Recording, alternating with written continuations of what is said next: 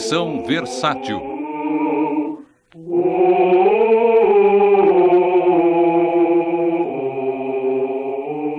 Santo Agostinho. Versão brasileira Dubla Vídeo São Paulo.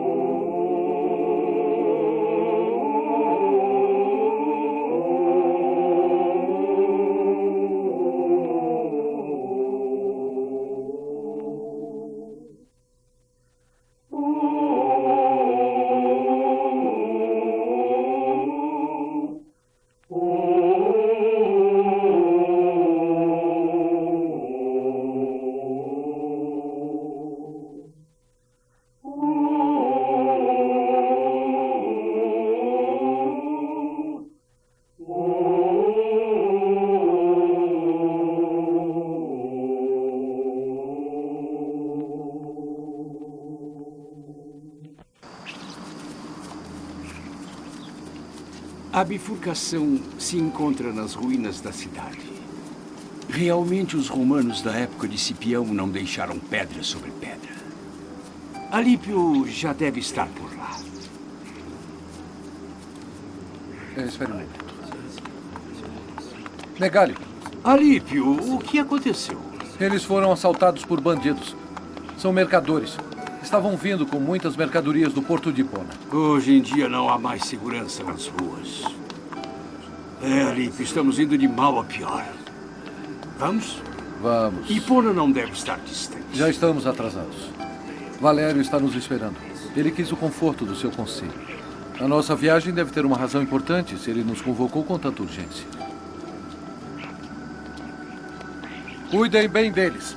Deus lhes pagará por isso.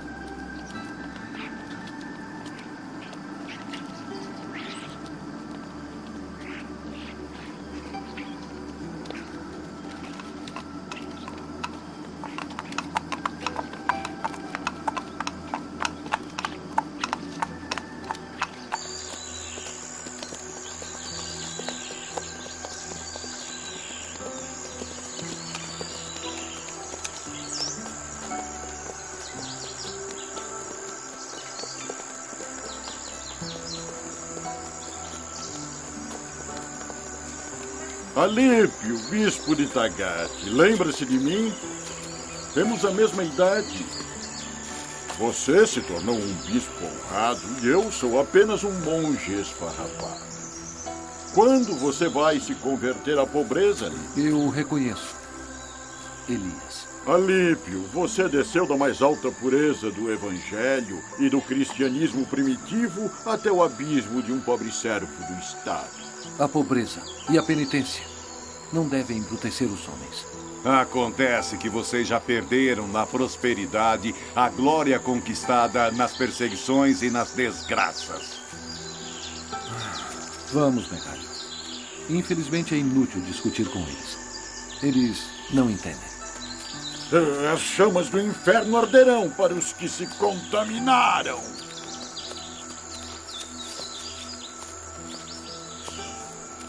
Eles são piores que os maniqueus. Eles gostariam que os homens só comessem ervas. Dizem que todo tipo de carne contém o mal. Que só bebessem água suja porque Beber água fresca dá um certo prazer sensual. Eles gostariam que o homem se destruísse para destruir o mal que está escondido dentro de nós. Eles gostariam de ser salvos por seus méritos e não pelos de Cristo.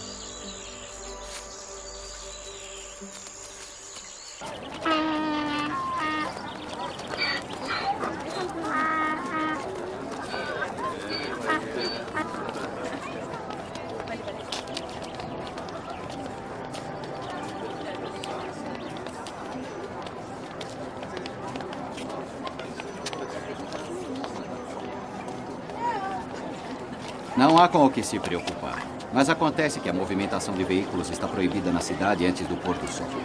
Hoje à noite você receberá a sua mercadoria. Você tem que confiar em mim. Temos uma organização impecável. E por que estão descarregando o meu? Ele não conseguiria passar nas estradas. Os nossos carros têm uma medida de eixo diferente. E pagamos mais um imposto. É claro. Salve, Caio. Vê, raspamos a cabeça de nossas mulheres em sinal de luto e respeito pela morte do grande Teodósio Augusto.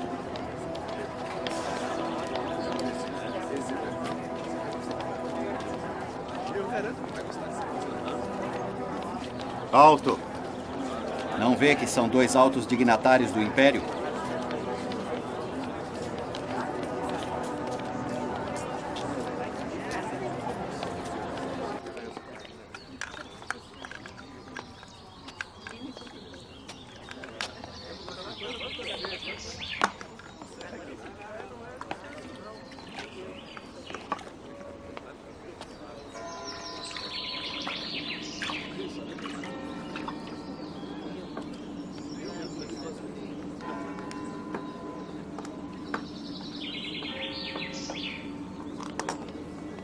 Vá chamar o Bispo Valério.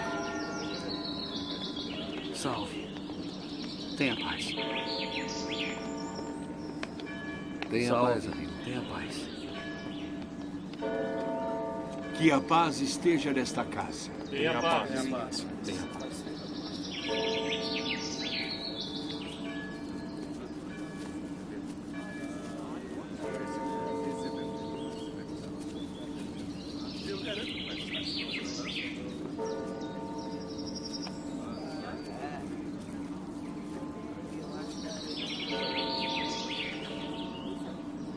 Seja bem-vindo a esta casa, Megalio. E você também, Alípio. Eu estava esperando. Eu agradeço muito por terem vindo tão depressa.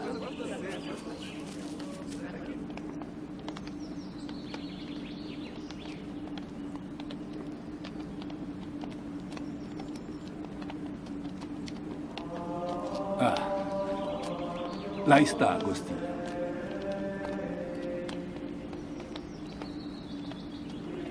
Que a discórdia fique longe de nós. Ela nasce quando amamos apenas a nós mesmos. Se quiser ser admitido em nosso cenópio, é necessário aprender a ler e escrever bem. Ah, Alípio, Megalio, que bela surpresa. A paz esteja convosco. Tenha paz, Agostinho. Tenha paz, Agostinho. Tenham paz. Não interrompa a sua lição. Pode continuar. Nos encontraremos depois. Vamos ficar aqui alguns dias.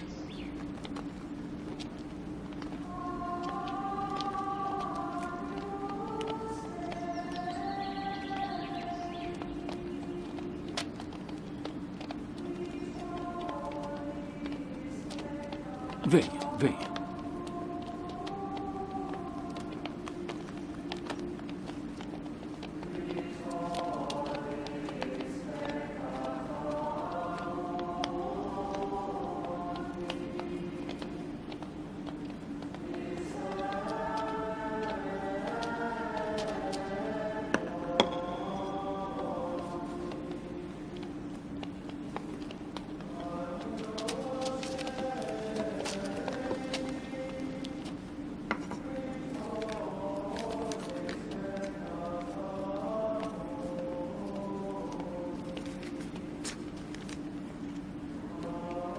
Em recordação ao beato mártir Policarpo, carta da Igreja de Esmirna e às comunidades cristãs. Irmãos, 3 dias antes de sua prisão, Policarpo, enquanto estava rezando, teve uma visão e disse aos seus seguidores: terei que ser queimado vivo. Mas ele não fugiu, foi preso. Enquanto estava sendo conduzido à arena, entre os insultos de uma grande multidão, ouviu-se uma voz do céu: seja forte, Policarpo, seja valoroso. O procônsul disse a ele: insulte a Cristo e eu o deixarei livre. Eu sou seu servo há 86 anos, respondeu Policarpo, e ele nunca me desapontou. Eu tenho à minha disposição muitas feras, continuou o procônsul, elas o despedaçarão.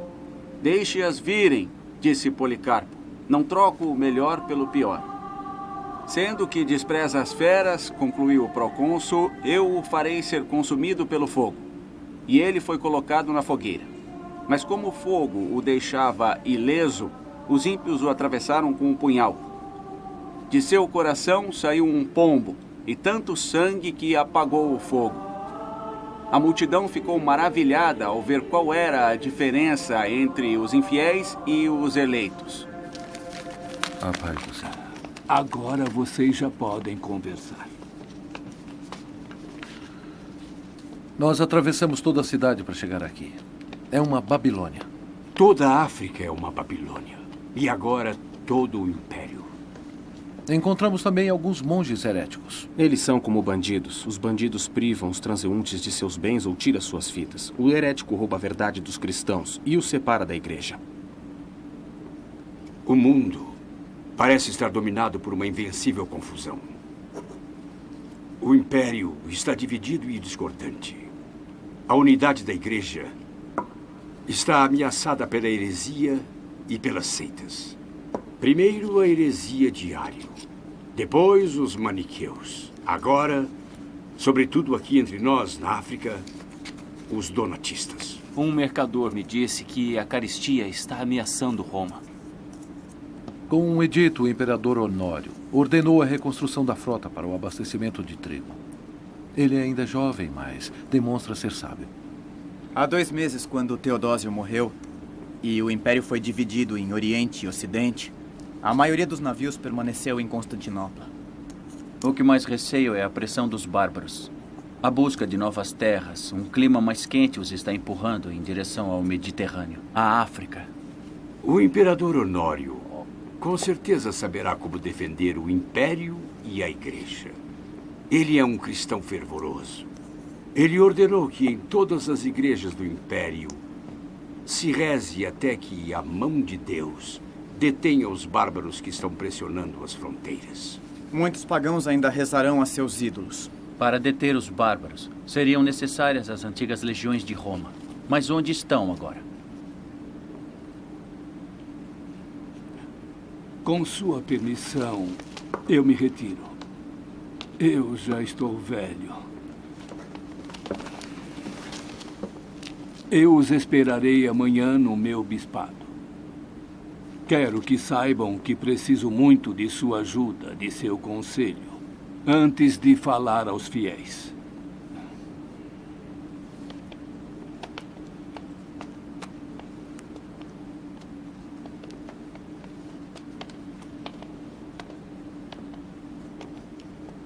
Irmãos no sacerdócio e meus filhos, eu, Valério, vosso bispo, venho sentindo há algum tempo o peso dos anos. Nos tempos difíceis que estamos atravessando, diante das tempestades que nos ameaçam, a igreja precisa de um pastor cheio de força. E eu não passo de um velho próximo à morte. Quem melhor do que eu pode confrontar os heréticos maniqueus e os seguidores do bispo Donato que querem destruir a unidade da Igreja de Cristo? Quem pode anunciar aos pagãos a salvação, ensinar, batizar, pregar com nova energia? Quem dentre nós queima mais do que qualquer outro no fogo da fé? O homem que todos vocês quiseram que eu ordenasse sacerdote. um padre que está aqui presente nesta igreja. Ele esteve em Milão e Roma, conheceu os grandes dignatários do Império, já percorreu a Numídia, batizando muitos pagãos, romanos, berberes, púnicos. Os próprios heréticos escutam com admiração suas alocuções, cheias de uma fé nascida de uma admirável graça de Deus. É esse homem que quero chamar, com a aprovação de todos, a compartilhar comigo o peso do episcopado de nossa igreja. Aurélio Agostinho de Tagaste, proponho que você seja comigo e depois de mim, pastor e bispo. Não é possível. Não é possível. Vocês conhecem o meu orgulho, conhecem todos os meus pecados. Sabem que eu fiz chorar a Mônica, que era minha mãe. Eu também abandonei uma mulher, a mãe do meu filho. Eu deixei ela na solidão, sem nenhuma piedade por ela. E não contente por ter desperdiçado os anos na infâmia, eu tive orgulho de proclamar que Cristo era um homem comum como eu, que na verdade era extraordinariamente instruído. Eu sabia que ele era um homem sábio. E eu, então, que denunciei o meu pai inocente? Eu havia voltado ao paganismo e ofereci sacrifícios aos deuses para herdar as propriedades de meu pai. Vocês me ensinaram a chorar pelo meu pecado e também a confiar na misericórdia de Deus. Agora, onde está a sua fé? Eu, no passado, consultei os arúspices. Paguei a eles com o dinheiro da comunidade cristã. E agora estou aqui e sei que fui perdoado. Quando caluniei meu vizinho, denunciando-o por fraude, por sonegar impostos, porque queria arruinar a sua atividade, toda a igreja justamente me expulsou. Mas você me fez ser readmitido na comunidade e me ensinou que quando um homem se arrepende do seu próprio pecado, é filho predileto de Deus. Sabemos que você pecou, mas se arrependeu. Por que então está com medo? Quando eu era um maniqueu, você me convenceu a retornar à igreja. Também me disse que no sangue de Cristo todos os pecados seriam perdoados. Esse sangue o lavou e você pode ser nosso bispo. Mas não há nada em minha vida que possa servir de exemplo, de conforto. Você não se lembra mais, Agostinho. O que ensinou está nas regras dos monges. Obedeça a um superior para não ofender a Deus em pessoa. E obedecendo mostrará piedade, não apenas a si mesmo, mas também a ele. Viva Agostinho! Viva Agostinho! Já chega! Viva Agostinho! A graça do perdão desceu sobre suas antigas culpas. A minha escolha foi aprovada por todos os cristãos de Hipona. Viva Agostinho! Viva Agostinho! Não sabemos o que fazer com a sua humildade. Queremos a sua obediência à vontade dos fiéis. O que você responde, Agostinho, ao apelo de sua igreja?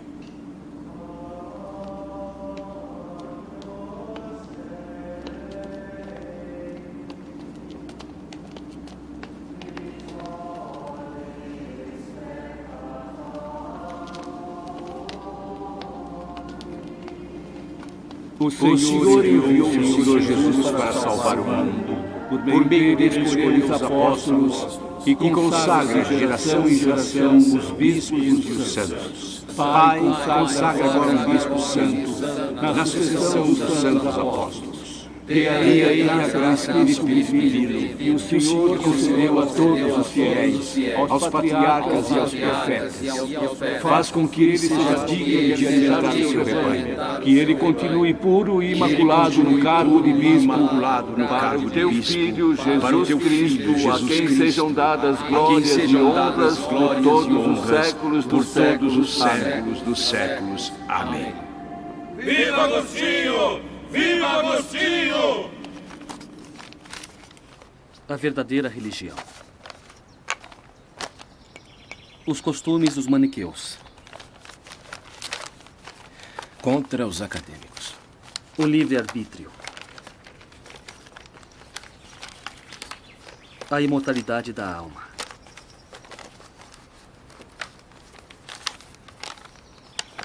Uma cópia dos escritos de Plotino. Quer levar estes para o bispado também? Ah, sim, são muito queridos para mim. Me ajudaram a entender Platão. As atas da disputa contra os maniqueus. Agostinho, você ensinou o caminho da verdade a muitos. Cada um de nós deve ser testemunha da verdade. Mas a verdade não está fora de nós. É preciso ajudar os homens a olharem para dentro de si. É dentro deles que mora a verdade. É dentro deles que brilha a luz de Deus que torna a verdade inteligível. Carrego essa cruz desde Milão.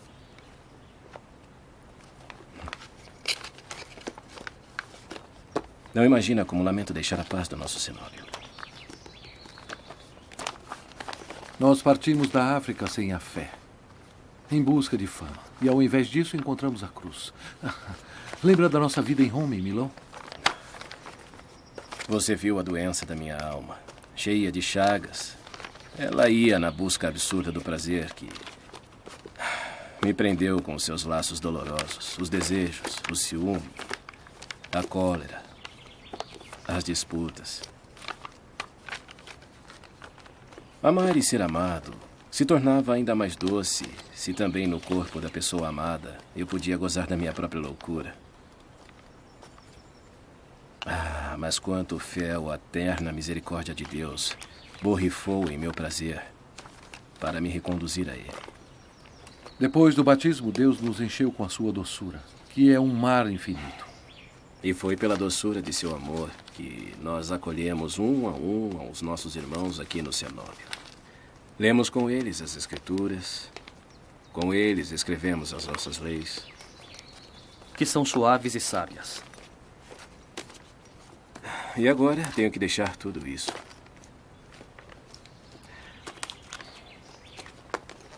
Ah, Alípio, meu amigo de sempre. Você também teve que deixar a comunidade para ir ao episcopado de Cálama. E você foi o primeiro. Eu entendo a sua tristeza, Agostinho. Na época foi muito penoso para mim. Vamos.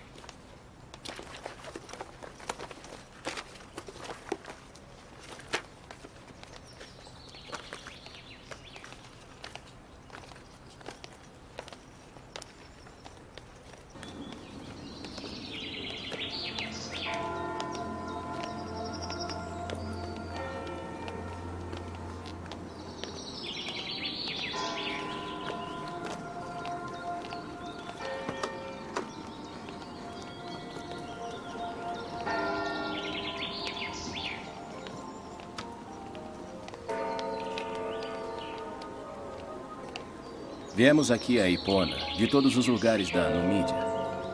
Os primeiros, Tapagaste, Alípio, Ocídio e eu. E depois os outros, de Cirta, de Cálama, de Cartago, Severo, de Mileto, Evádio, que eu conheci em Milão, de Tagaste.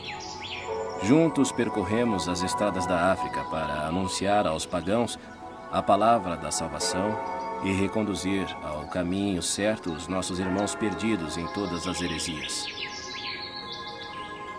Depois Alípio voltou para Tagaste, quando foi nomeado bispo. Agora é a minha vez de deixá-los. Os nossos caminhos se separam, como aqueles dos apóstolos. Adeus, Agostinho. Tenha paz, Agostinho. Paz, Agostinho. Paz, irmão.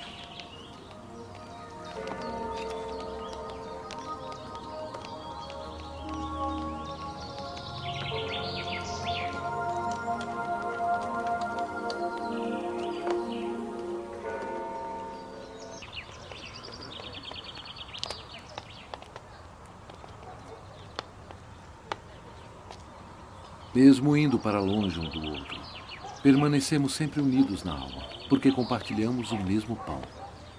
Em Tagaste, saúde a todos os meus amigos. Eu me recordo de cada um deles. Agora você também é o nosso bispo. O seu episcopado liga com cada um de nós, na unidade e no amor da igreja, e na obediência ao nosso santo bispo Valério.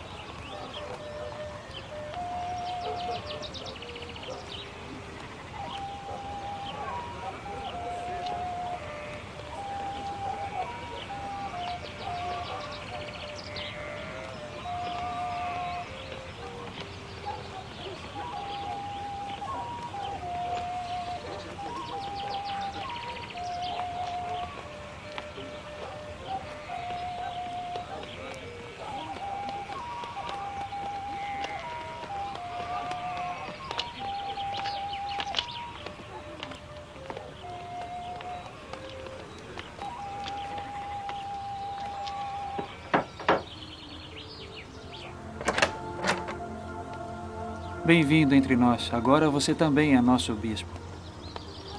Agora você pode ir.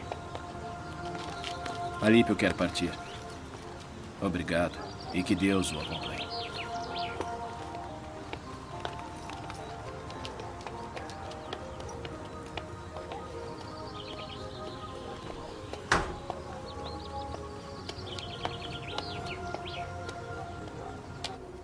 Sabemos que a serpente, quando passa pela fissura da terra, abandona a sua pele para receber nova força. Assim, devemos nos despir do velho homem para vestir o novo homem. Essa imagem da serpente é simbólica, como muitas outras nas Sagradas Escrituras. Por exemplo, o ramo de oliveira, que foi carregado pela pomba quando da sua volta à Arca de Noé, é o símbolo da paz perpétua. Os números nas Escrituras também são usados simbolicamente? É claro. Moisés, Elias e Cristo jejuaram por 40 dias. Esse número, 40, 4 vezes 10, corresponde com o passar do tempo de um ano a um ritmo quaternário. O dia se divide em manhã, meio-dia, tarde e noite. O ano em 4 estações. O tempo não se interrompe jamais. Corre como um rio. Deus também fez o tempo? Ele está além do tempo. Ele é o nosso Criador, de nós que vivemos no tempo. A natureza de Deus é ser aquele que é. E isso é a eternidade.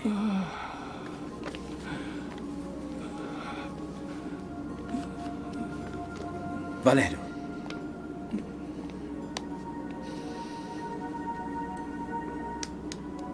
Agostinho, não sou eu que preciso de você, mas eles que, para os olhos de Deus, não passam de crianças.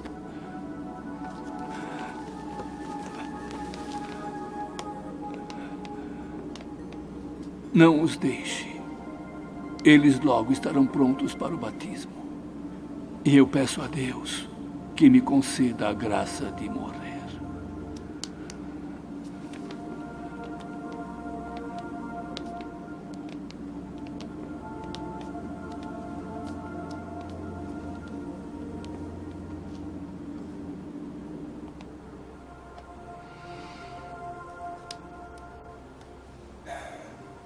Recorram às suas memórias, que desde o nascimento guardam as lembranças de tudo o que têm ouvido e visto. Mas o seu conhecimento não servirá para nada se vocês não responderem com o seu amor ao amor de Deus, segundo o exemplo do vosso santo bispo Valério. Esse amor os atrairá como a erva macia atrai as ovelhas. Porque ninguém se aproxima da salvação se não é atraído, e ninguém resiste à voz do Mestre quando recebe esse amor, que é privilégio dos predestinados. O amor de vocês deve ser grande, muito grande. Desta forma, a razão poderá se movimentar sem medo algum e vocês terão a certeza de que Deus criou o mundo não porque é útil ou necessário para ele, mas sim por amor. A própria beleza do mundo grita que ele não se criou sozinho, mas que ele vem de Deus. E nós mesmos, junto com o mundo, fomos criados por Deus no tempo, enquanto ele continua sempre igual. O seu tempo não tem fim. Os seus anos não vão e nem voltam.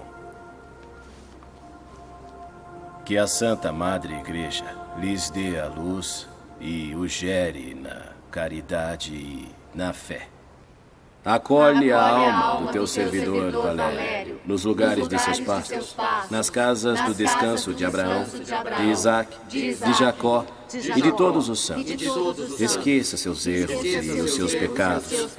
Com o seu Espírito Consolador, acalma a nossa tristeza e dê a todos nós um fim bem-aventurado. Em nome de seu Filho Jesus Cristo, ao qual se expressa sua glória e poder nos séculos dos séculos. Amém. nos séculos dos séculos. Amém.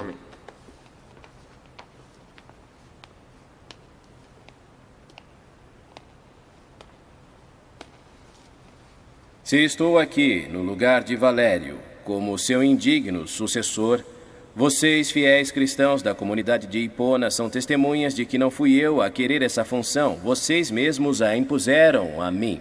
Sim, sabemos disso. E vocês sabem também que eu não sou digno disso. E com vocês eu bato em meu peito. E com vocês eu peço perdão a Deus. Somos todos pecadores diante do Pai. E todos nós confiamos na sua misericórdia.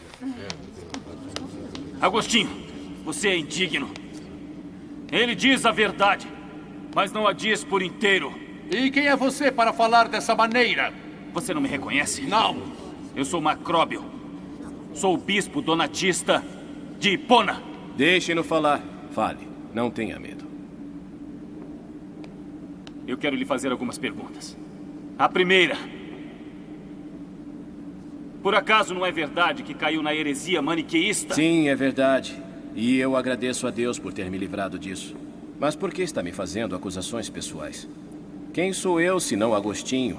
Sou eu um novo Cristo anunciando a todas as pessoas? Não. 1000 vezes não. Você me acusa dos pecados do meu passado e tem razão. Mas não se lembra do que disse São Paulo?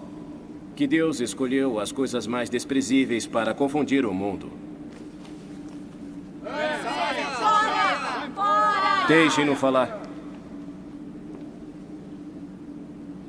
Agostinho, me esclareça com relação à sua eleição como bispo. Eu tenho que lhe fazer uma outra pergunta. Como é que você, que recebeu um batismo duvidoso, se atreve a ocupar o assento episcopal? Acontece que meu batismo não é duvidoso. Vocês, donatistas, pretendem que só o batismo que realizam seja válido. Mas aquele que batiza não distribui algo que pertence a ele. Ele somente transmite um dom de Deus. Essa é a doutrina da Igreja, una e indivisível. Vocês, donatistas, acham que são os únicos dignos porque se acham descendentes de uma segura tradição de santidade.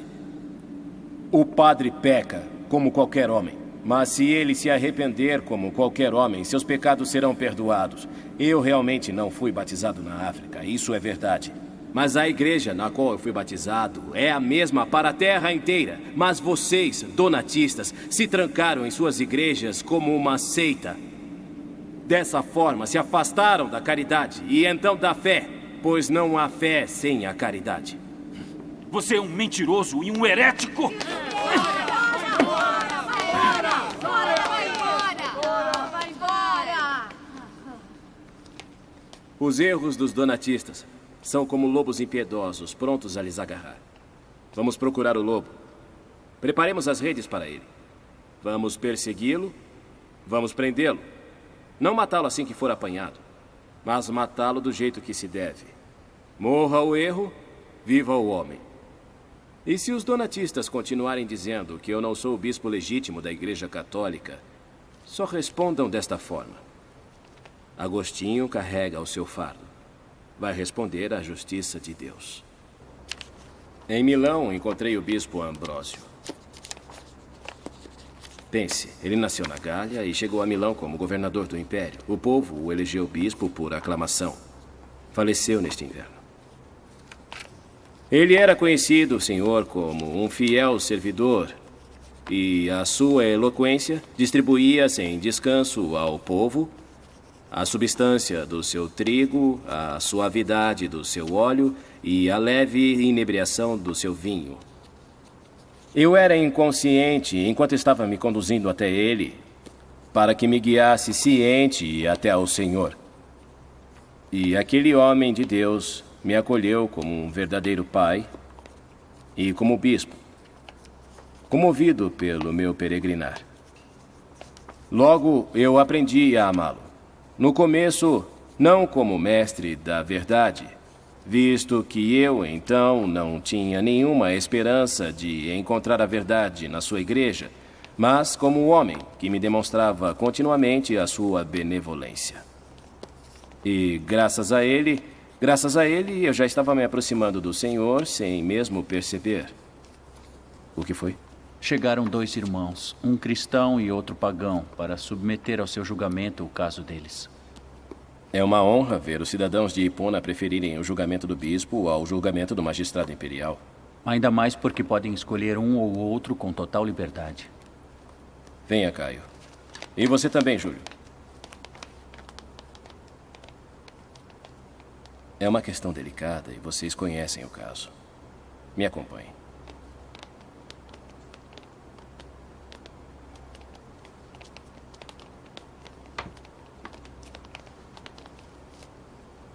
Senhor, Deus de justiça, que deu a Salomão a sabedoria de pronunciar sentenças justas, conceda a eles e a mim, bispo da Igreja de Cristo, saber dirimir as questões que dividem os homens do seu povo, a fim de que, com a justiça, se restabeleça a caridade. Amém. Amém. Que o querelante se apresente e exponha o caso. O meu nome é Sisto e sou pagão. Este é meu irmão, ele é cristão e se chama Papírio. O nosso pai Fabiano, ao falecer, deixou seus bens divididos em 2 partes. Uma foi para sua igreja e a outra para o filho cristão Papírio, meu irmão aqui presente. Para mim, porém, não deixou nada. Sisto deixou a nossa casa para morar com uma mulher desprezível. Que, pelo contrário, é uma ótima mãe. Eu apelo à sua justiça, porque não tenho nada para manter a minha família, nem sequer nada para nutrir os meus filhos. Qual era a natureza desses bens? Um olival de 200 acres, 2 casas das quais uma no campo e um rebanho de mais de 100 ovelhas. Muito obrigado. E você, Papírio, o que tem a dizer? O testamento do meu pai foi redigido segundo a lei. E nada pode justificar o fato de não ser respeitado como foi escrito. Agradeço.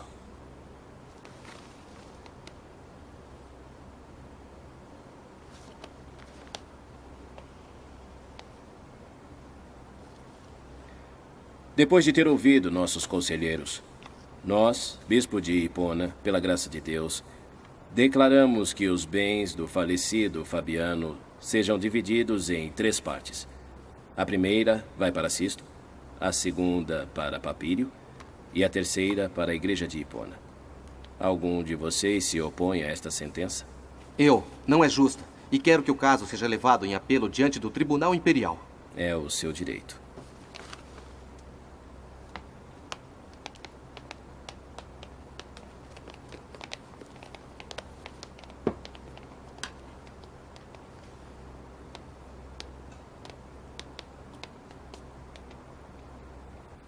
Agostinho, bispo de Hipona, aqui presente, julgou fundado o pedido de Sisto, filho de Fabiano, decretando a subdivisão em 3 partes, como é sabido, da herança de Fabiano.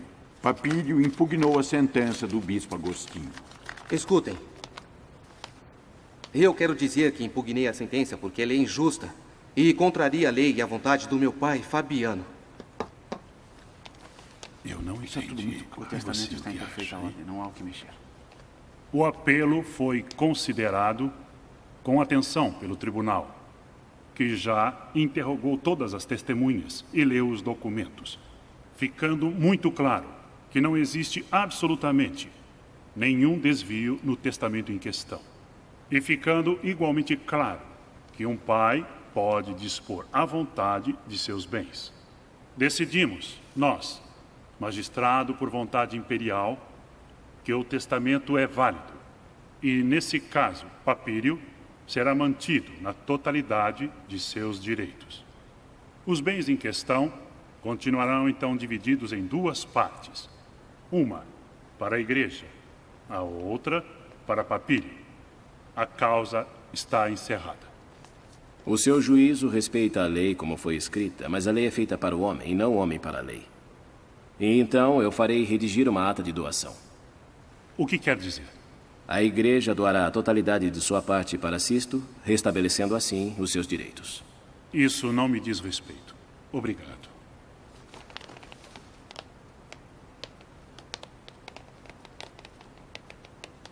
Isso é loucura. A comunidade precisa daquela propriedade. E a lei é favorável a nós. A lei dos homens às vezes é contrária à justiça. Mais do que a lei, o que conta é a caridade.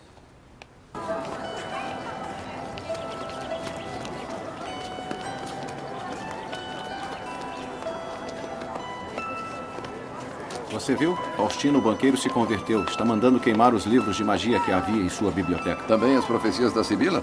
Esse novo mundo cristão está sendo esmagado pelas disputas doutrinárias. A guerra era a condição normal da humanidade. Há um século, desde que o cristianismo triunfou, se fala em paz e se faz a guerra. Agora, os cristãos adquiriram o hábito de querer dominar onde quer que seja e ninguém contesta mais seus direitos. É possível que o nosso velho mundo não valha mais nada?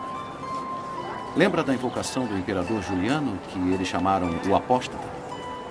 Dizia em sua oração a Cibele, a mãe dos deuses: faça com que o povo romano apague a mancha da impiedade e que a sorte favorável conserve o império por muitos milhares de anos. Faça com que eu colha como fruto minha adoração por ti, Cibele, a verdade da ciência divina, a perfeição no culto, a virtude e o sucesso em todas as atividades políticas e militares que empreendemos.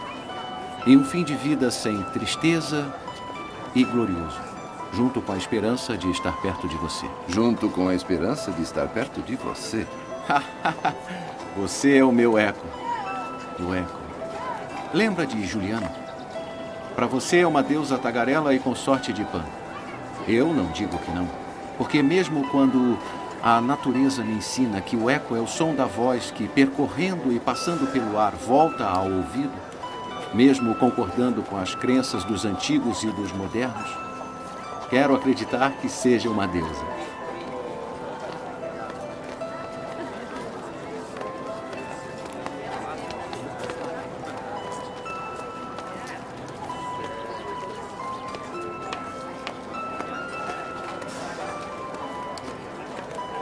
Hoje não se sabe mais quem é homem ou mulher.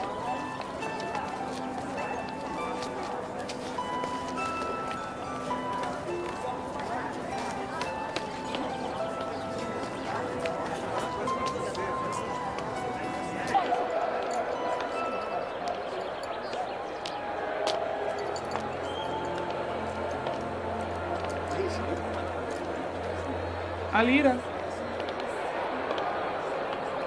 Salve. Salve. Salve. Depile bem. Eu quero a minha pele lisa e fresca como uma rosa. E quero meu cabelo bem crespo. Pegue o meu também. Desde que meu escravo morreu, sempre venho me barbear aqui. Recebi algumas ervas especiais. E com o mel e vinagre, farei uma compressa que deixará sua pele como nova. Eu me sinto muitíssimo bem com a barba. Foi uma ótima ideia aquela do imperador de deixar a barba crescer. Todas as manhãs, a filha do meu barbeiro se senta aqui, bem em cima do meu colo, e fica arrumando a minha barba.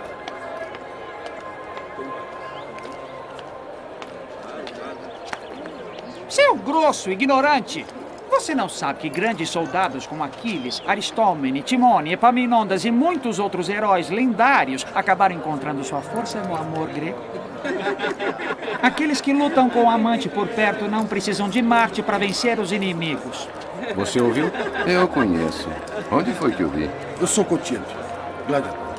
Eu tinha percebido que era um gladiador pela marca que tem no nariz. Na minha humilde opinião, esses heróis têm tanto medo que colocam em suas cabeças elmos tão pesados que os deturpam, não é mesmo?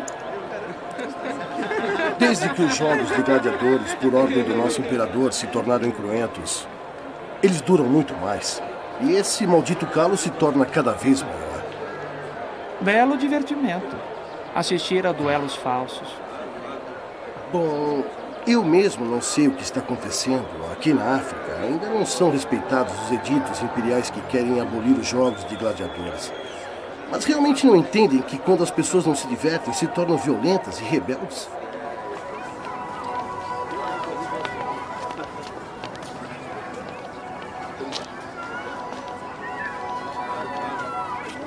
Está vendo, Milésio? Um casamento. É bom auspício. Um casamento pagão?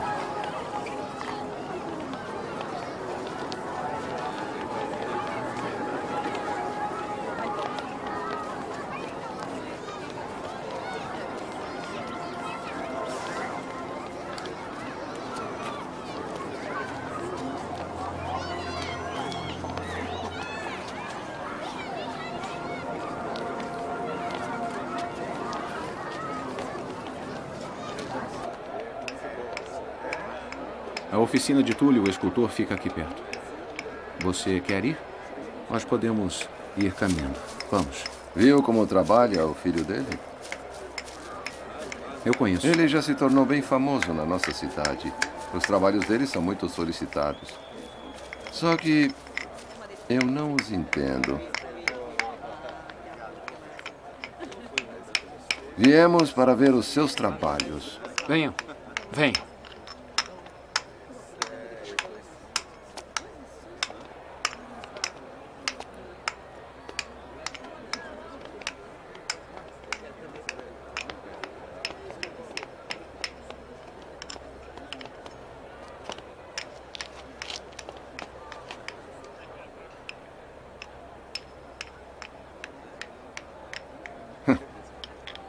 Estão nos fazendo perder o sentido da beleza. Por que você não trabalha como seu pai? As minhas esculturas não devem falar aos sentidos, mas ao espírito. Não se pode separar os sentidos do espírito. Pelo contrário, são os sentidos que expressam o espírito. É neles que vive a beleza, a força. A sua escultura, porém, parece pertencer a um mundo que não é o nosso. É, talvez.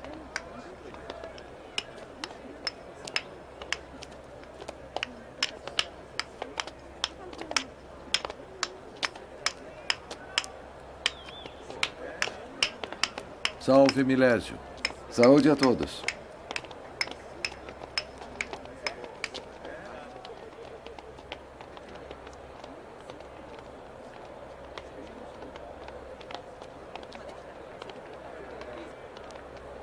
O Didio Socrates de Apuleio. É a primeira pessoa há anos que pede para lê-lo. Poderia copiá-lo para mim? Sim, é claro. Do que está precisando o grande Milésio? Eu preciso que você mande copiar o De Rerum Natura, de Lucrécio, com o qual os meus jovens amigos têm muito a aprender. É um livro que o Santo Bispo Agostinho, com certeza, não aprova. Não importa, grande Milésio, que eu aprove ou não aprove os livros que você aconselha aos jovens. O que importa somente é saber se eles contêm a verdade. Você não precisa temer o meu juízo. Se os prefeitos dizem a verdade, então é evidente que você corrompe os que estão ao seu redor. Sempre sincero quando fala de verdade. Pelo contrário, quer que os jovens renunciem a cultivar o próprio espírito, por medo que eles cometam pecados contra o seu Deus. Você gostaria de ver destruídas as letras, a música e todas as artes da tradição romana, assim como viu ser destruído por ordem do imperador Teodósio os templos dos nossos deuses. Na antiga tradição romana, aos jovens se deve ensinar a virtude, aquela que fez de Roma grande, e não a sensualidade que a levou à ruína. Muitas vezes você me ouviu citar antigos autores pagãos como mestres de virtude. Não são eles que eu critico, mas sim todo o culto à sensualidade e deturpação de tudo que é belo, que hoje invadiu as mentes de muitos. As letras e as artes se tornaram a glorificação dos sentidos do homem e contemplação de suas paixões, e o culto dos sentidos fez com que os jovens encontrassem nelas novas divindades das quais fazem depender toda a vida deles. Mas o homem não pode ser separado de seus sentidos. É por meio deles que se expressa a própria divindade, que, embora em partes minúsculas, está presente em cada homem. A divindade não é divisível em pequenos pedaços e repartida entre os homens. Como poderia ser divisível o infinito? A divindade é indivisível e em Cristo se fez carne, se fez a palavra de verdade, luz para cada homem, e exatamente nessa luz o homem participa e vive nela. Os cristãos não renunciam às artes, às letras, nem à música. Não renegam a história. Só dizem aos homens que, através dela, eles devem ver dentro de si mesmos a luz e a palavra de Deus que se fez carne e veio entre nós. Você pretende muito, Agostinho. Você não poderá alterar ou eliminar do mundo o culto dos sentidos, que é o próprio culto à beleza. Agostinho, acabou de acontecer uma tragédia. Um garoto foi ferido mortalmente.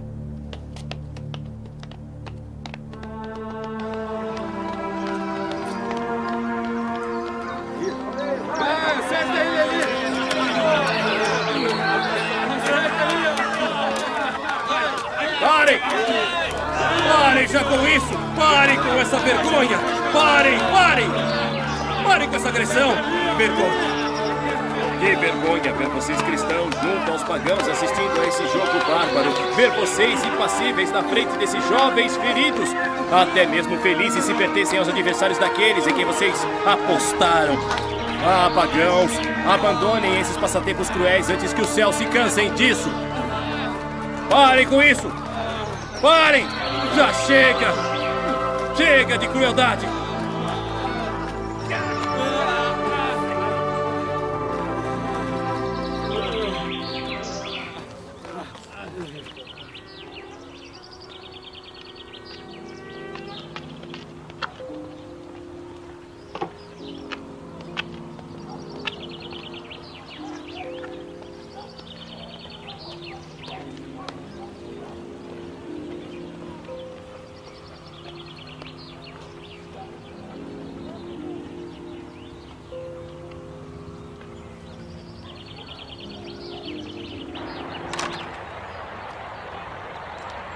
Agostinho está chegando. Nós o esperávamos. Abençoe o pão para a nossa viagem. Em nome do Pai, do Filho e do Espírito Santo. São muitos os que abandonaram esse cenóbio para anunciar a palavra de Deus aos africanos. Esse é um sinal da benevolência de Deus.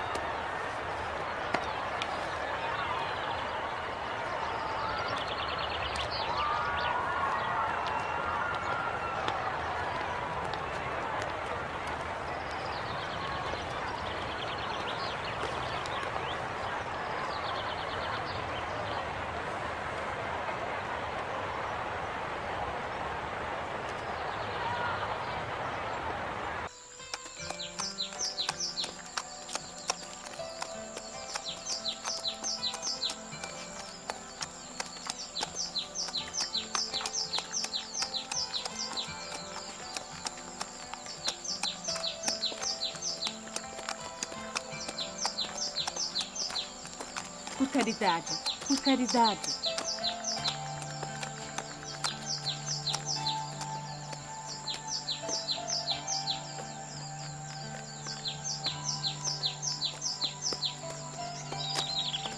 Quem é você?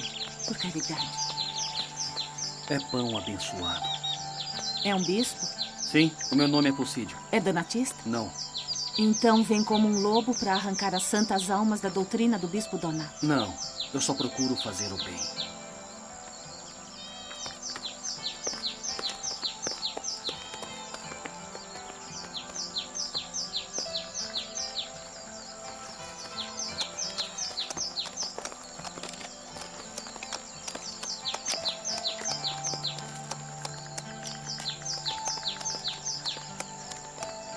Calma está próxima.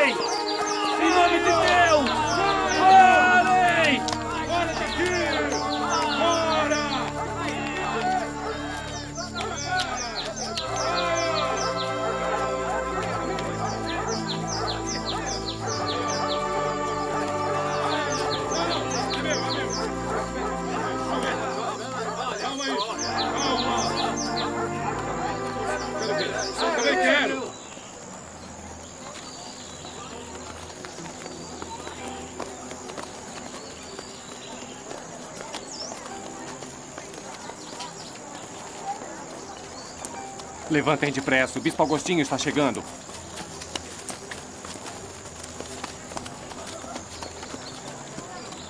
Obrigado por ter vindo a Cala. A paz esteja convosco. Graças a Deus, o nosso bispo Possídio está melhor. O aguarda ansioso. Eu o verei depois de ter dito 2 palavras ao chefe donatista desta cidade. Vamos depressa. Eu cuido da sua bagagem.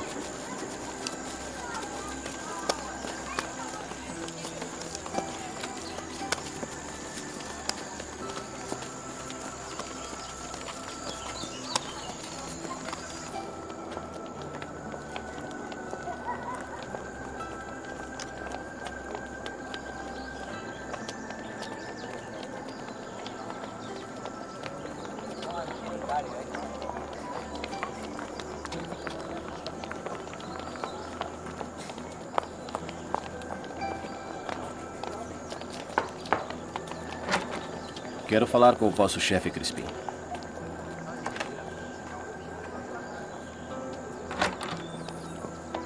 Salve. Salve. É o chefe dos donatistas de Calaman? Sim. Eu sou o bispo deles.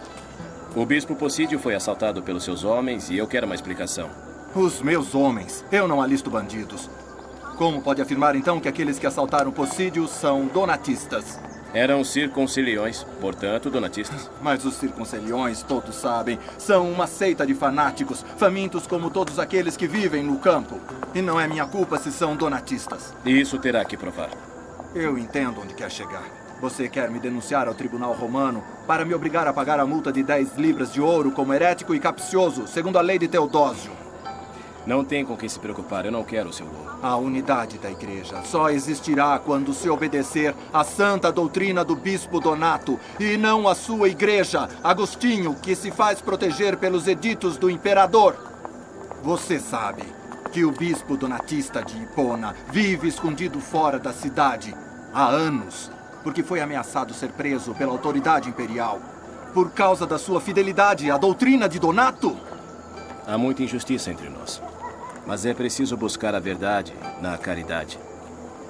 Desejo que compreenda bem o seu ofício de bispo, que é trazer a paz e esclarecer todas as discórdias com a paciência, o raciocínio e não a violência. Estamos prontos a conversar com vocês para chegar à unidade entre todos os irmãos em Cristo, porque há muito tempo a igreja africana está dividida por vossa discórdia. Eu vos saúdo.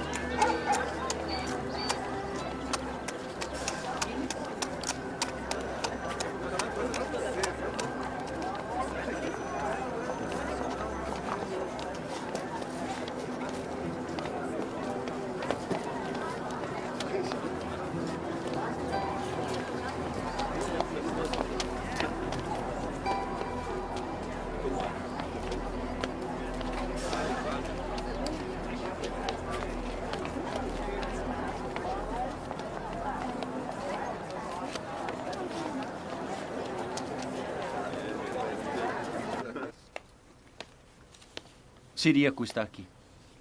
Ciríaco? Sim, o mercador de grãos. Os navios dele vão para Roma, Egito, Grécia, até os portos da Gália.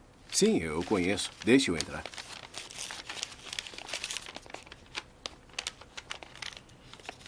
Minhas saudações. Lhe desejo muita prosperidade. Obrigado, mas a prosperidade não é minha preocupação. Você tem sorte. É preciso dizer que, da nossa parte, nós sempre nos esforçamos para poupar você desse tipo de preocupação. Não estou compreendendo. Fico um pouco constrangido por lembrá-lo. Eu sempre ajudei a sua igreja. Os seus presbíteros sempre viajaram de graça nos meus navios. E eu sou-lhe grato por isso. Foi o seu pai, um pagão sábio e honesto, a estabelecer esse hábito em sua casa sem pedir nada em troca. Eu sempre respeitei a vontade de meu pai. É verdade que sou pagão e que conservo em casa as estátuas dos penates que os meus antepassados trouxeram de Roma para a África. Mas sabe que eu respeito a sua religião. Sim, eu sei. Eu fico feliz, pois preciso lhe pedir um favor. Se foi para isso que veio, eu escuto. O vigário imperial de Cartago precisa enviar grãos para as milícias mercenárias acampadas no litoral espanhol. Outros transportadores estão concorrendo para o mesmo negócio. Uma palavra, uma carta sua, seria muito útil para obter esse intento. Mas desconheço os procedimentos deste comércio. É só escrever a verdade para o vigário, que eu sempre respeitei a igreja. O império é cristão, logo os bispos cristãos são honrados pelo império. E então? Uma carta sua. Uma carta para fechar um grande negócio. Sim. Continue. Se escrever a carta, eu... O que quer dizer? Quero dizer que posso ajudá-lo e a sua comunidade. Não. A riqueza e o comércio estão muito longe dos meus interesses. A minha vocação é fazer entender a palavra de Deus a todos os que querem me escutar. Hoje você tem muitos navios, muitos bens. Amanhã a morte tomará tudo e você vai se apresentar perante Deus. E as contas que prestará lá não serão do seu comércio. Então, eu lamento, mas eu não posso fazer o que você me pede. Isso eu entendo, mas também não entendo. Reflita. Se mudar de ideia, me informe. Eu só peço que escreva que eu respeito a igreja. Não insista, Ciríaco. Sabe que eu não vou mudar de ideia.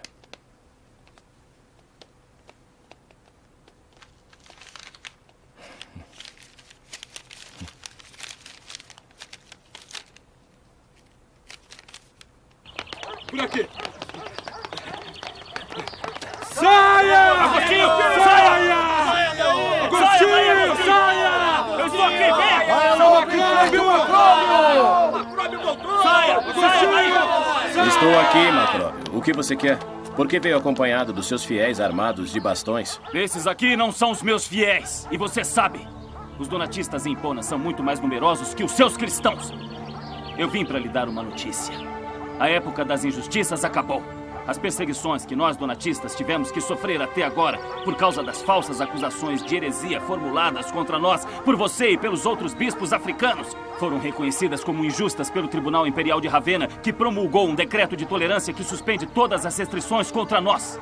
Ótimo, assim poderemos nos encontrar livremente e buscar a verdade juntos, porque com certeza o Tribunal de Ravenna não poderá livrá-lo de seu erro. Eu tenho que lhe dar um aviso. Aos seus fiéis e, sobretudo, aos seus padres que você envia para toda a África para falar contra a doutrina de Donato. Eles precisam tomar cuidado. Serão tratados como lobos, não poderão pôr a cabeça fora de suas tocas. Eles terão que ser muito cautelosos, se não quiserem ver o seu próprio sangue derramado. Que você possa trazer a paz do Senhor segundo a graça do seu episcopado. Lobo! Agostinho Lobo! Lobo!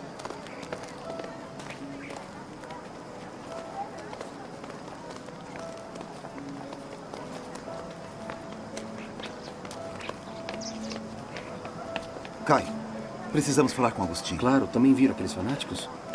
Vamos.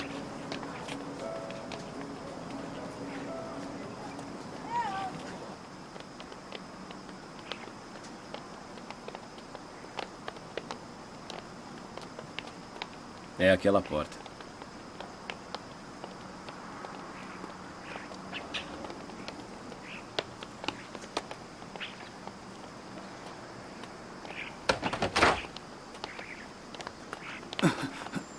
Eu tropecei na soleira. Isso dá má sorte. Vamos voltar.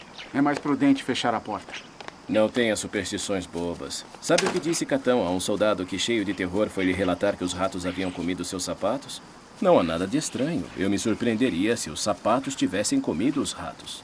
Nos responda o que vai fazer com Macróbio e os donatistas depois dos decretos de tolerância. Viu como eles se tornaram arrogantes? Nós passamos pelos fundos para evitá-los. O que pretende fazer agora? Leve em conta que tudo o que fizer nos envolverá também. Não é mais possível continuar nessa cidade. Olhe para ele. Alguns malfeitores o agrediram e ninguém o socorreu. Roubaram todas as minhas joias. Escute bem, Agostinho. O Tribunal de Ravenna, por causa da agitação dos bárbaros em todo o Império, está convencido de que precisa da amizade dos donatistas na África. Eis porque foram promulgados os decretos de tolerância. E é preciso que os bispos da África peçam uma explicação para isso ao Tribunal de Ravenna e exijam uma intervenção do tribunal de forma oficial. Ravenna tem que enviar um legado para ver a nossa situação e julgar. Não importa o que pensam em Ravenna. Aqui em Epona eles são mais numerosos do que nós e estão armados. Você, Agostinho, sempre quis tratar com eles com as armas do convencimento, da confrontação, e eles prontos a assaltar o seu bispado. As decisões do Tribunal de Ravenna não nos interessam. Eu não temo aos donatistas. Eles não podem destituir o assento dos juízes de Cristo e colocar em seu lugar o juiz de Donato. Continuarei a repreender aqueles que estão errando. Procurarei aqueles que se perderam e, mesmo que os galhos da floresta me machuquem, continuarei o meu caminho. O Senhor, que nesse momento permite que eu fique preocupado com vocês, para mim, fará com que eu tenha força de não recuar diante de nada. Você deveria escrever para Cartago e pedir ao arcebispo para reunir os bispos para enfrentar o Tribunal de Ravenna. Entendo que todos os bispos da África estejam preocupados, mas tudo será feito com justiça.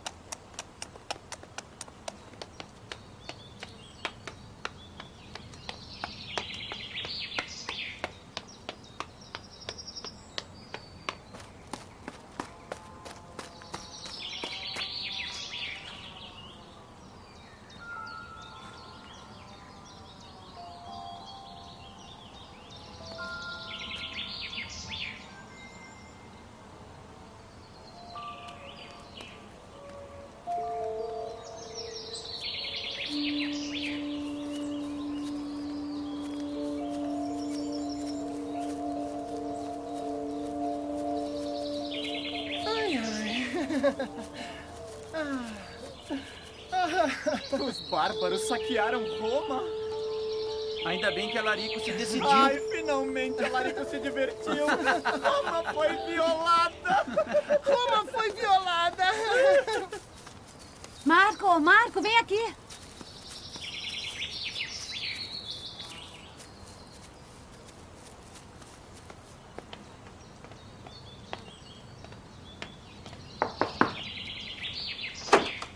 O bispo Agostinho está com seu patrão? Sim, ele está aqui.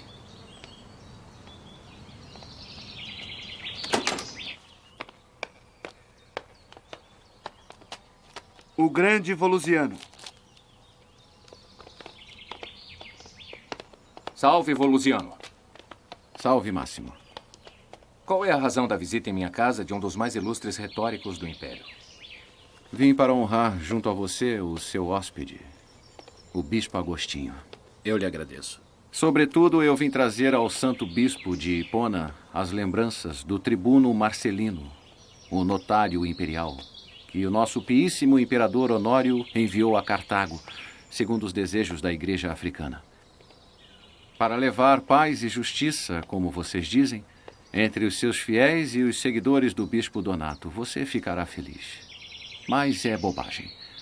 Você percebe que a fraqueza que minou o império e que abriu as portas de Roma aos bárbaros é devida à doutrina cristã? Você realmente acha justo nos acusar? Crês mesmo nisso? Claro. Vocês não dizem que é preciso oferecer a outra face a quem lhe ofendeu? Que devemos deixar o manto nas mãos de quem o quer pegar? Que devemos dar 2000 passos se alguém quer que você dê 1000? E vocês acham que essa pode ser a moral de um Estado? Estamos todos arrasados pela humilhação infligida a Roma. Mas você, que é um grande conhecedor da história, como pode acusar o cristianismo de ser o responsável pela ruína de Roma? Roma foi por 3 dias pisoteada e saqueada pelos bárbaros. O povo romano foi humilhado. Nós fomos humilhados. Roma era forte quando era virtuosa. Lembre-se de Giovenale. Permita-me citá-lo de cor. A virtude existia quando os quirites viviam nas cavernas e a mãe oferecia os seios vigorosos às crianças e o pai cultivava a videira, a oliveira, o trigo. Agora, sobre esses cidadãos caiu o luxo mais cruel. Não existe maior destruidor, maior do que as armas e a moral. Agora, em Roma, todos os crimes brotam e prosperam, todos os delitos da luxúria, e essa é a verdadeira causa de sua ruína. Mas muitos são cegos e surdos a essa verdade. Em que abismo nos arrastaria esse rio de maldade da espécie humana se não fosse a cruz de Cristo? Se não nos agarrássemos a ela, teríamos um ponto de apoio para não sermos engolidos pelo redemoinho daqueles que, nesse mundo, nos empurram em direção ao mal? Você é um homem erudito e conhece bem os antigos escritores. Mas os fatos me dão razão. Bárbaros e cristãos destruíram a grandeza de Roma. Mas voltaremos a discutir isso. Quando você quiser. Minha porta sempre estará aberta para você. Eu o saúdo.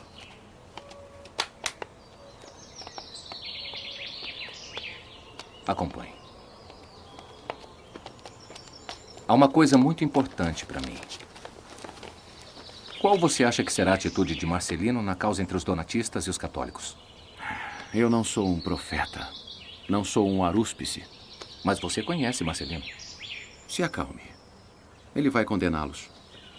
Ele vem em nome do nosso píssimo imperador Honório e não poderia ser de outra forma.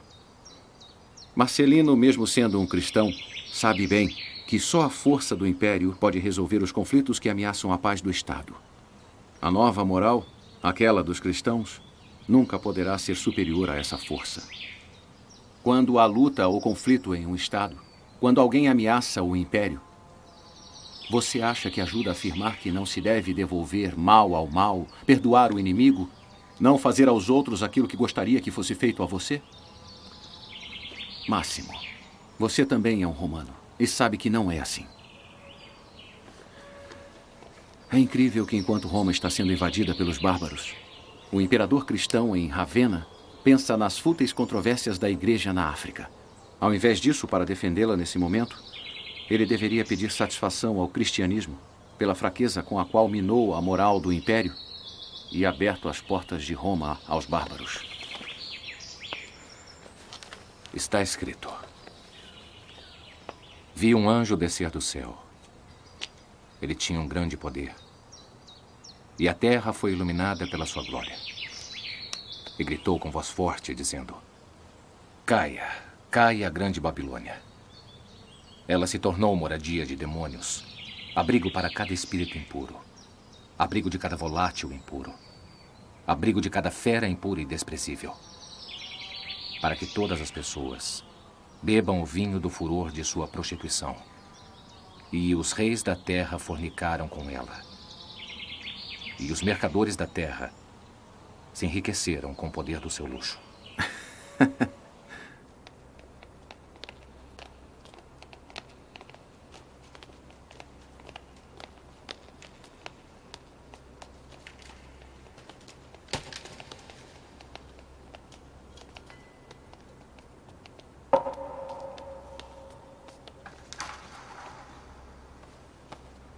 Quero lhes dizer uma coisa. Recebemos a notícia de que Roma está infeliz, devastada, humilhada, conquistada. E imediatamente os pagãos dessa nossa cidade hipona se lançaram contra nós cristãos e disseram: enquanto oferecíamos sacrifícios aos antigos deuses, Roma era forte. Mas agora que seu Deus substituiu os nossos, Roma é devastada pelo ferro e pelo fogo. A isso respondo que a grandeza do império não foi obra dos deuses incoerentes e pueris, mas sim obra de uma grande virtude dos antigos romanos. A corrupção é a verdadeira razão da fraqueza do império. Os pagãos nos dizem que o corpo de Pedro descansa em Roma. O corpo de Paulo descansa em Roma. Também o corpo de Lorenzo está em Roma. Os corpos de milhares de mártires estão em Roma e Roma é saqueada. Então, para que serviram as suas relíquias? Para que serviram as memórias dos apóstolos? Insensatos! A memória do sangue deles está na terra de Roma, mas não está em seus corações. Porque se eles a levassem em seus corações, com certeza não falariam desse jeito. Quando um homem constrói, ele coloca pedra sobre pedra. E quando um homem destrói, ele arruína uma pedra após a outra. Aquilo que um homem faz, o outro destrói. Esse fim, que é a dissolução, pode acontecer com Roma. Mas esse fim já chegou?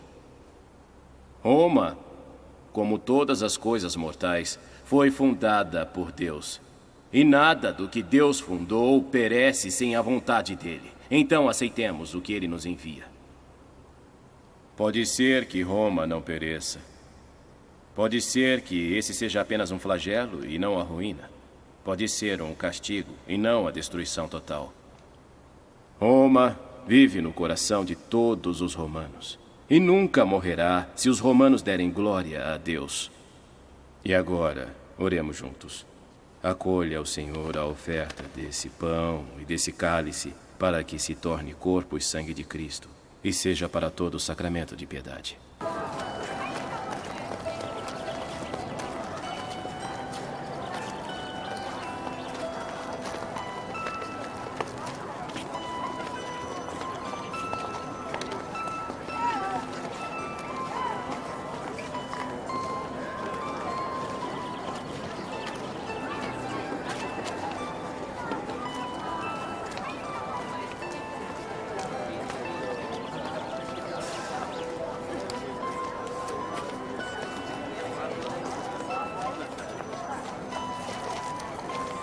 Salve Volusiano e Milésio. Você viu Terêncio e Máximo? Eles já estão aqui nas termas e esperam por vocês no Caldário.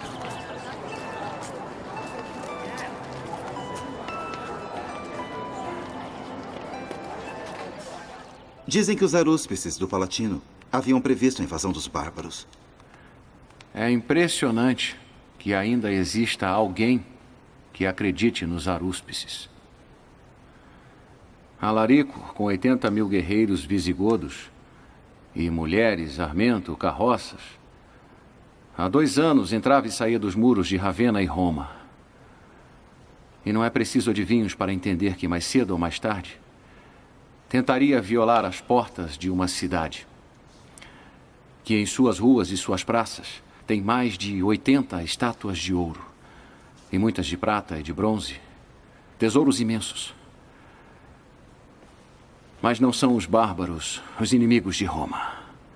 São os cristãos. Porém, foram os bárbaros que forçaram os portões da cidade. Para ficar 3 dias. E por que eles deveriam ficar mais do que isso? O que fariam os bárbaros sem Roma? Sem Roma, onde estaria a grandeza do rei deles?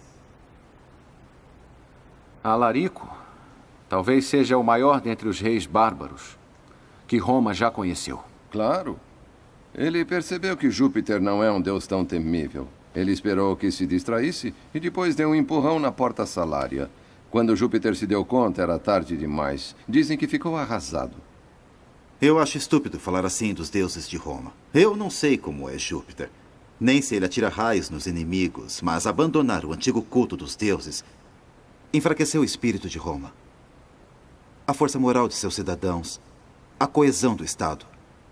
Se Juliano, o imperador, aquele que vocês cristãos chamam o apóstata, não tivesse sido atingido por aquela flecha persa que interrompeu sua jovem vida, com certeza teria restabelecido o culto dos antigos deuses e a força e a grandeza de Roma. Agora não se pode mais entender que princípio ético sustenta o império e os seus magistrados. Alguns são pagãos, outros cristãos, outros não acreditam em mais nada e só pensam em seus próprios interesses. A condenação de Roma começou quando Constantino achou ver uma cruz em seu caminho e dobrou as costas.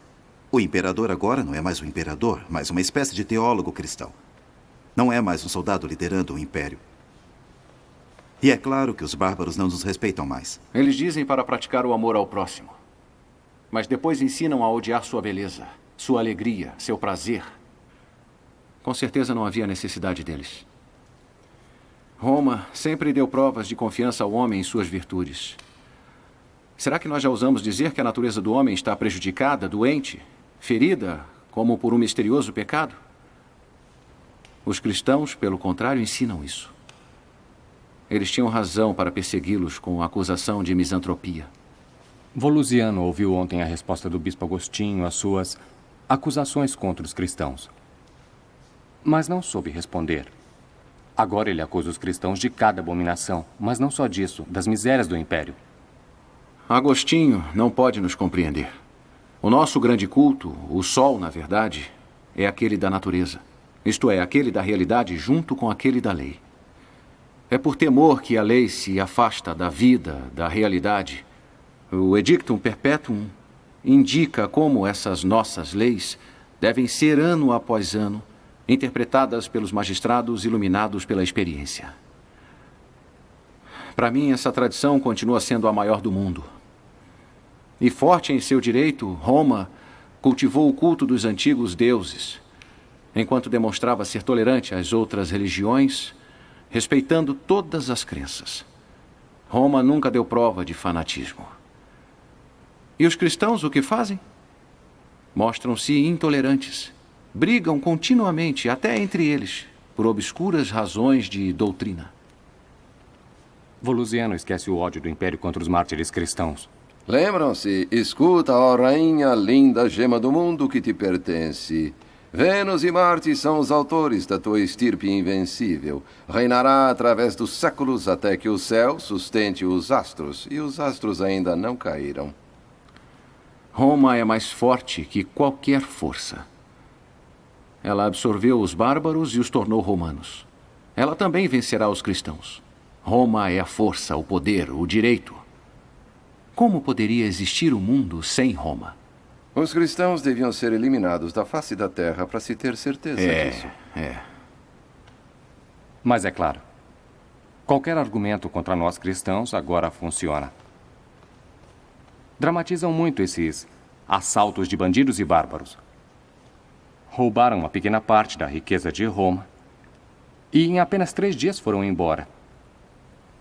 Esquecem que, quando Roma era só de vocês, apenas pagã, passou por perigos até maiores. Breno, Pirro, Aníbal. Mas Roma era virtuosa e soube se resgatar. Onde está a sua virtude agora?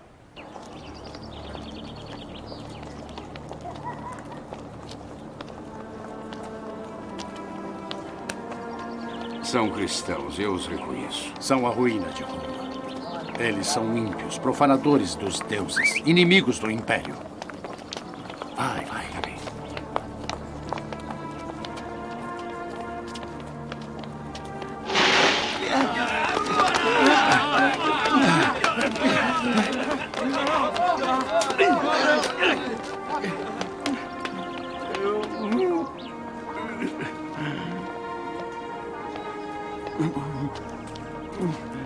Como são malvados. Mas Cristo disse, se o mundo odiar a vocês, saibam que já me odiou antes de vocês. E ele nos escolheu no mundo. E é por isso que o mundo nos odeia.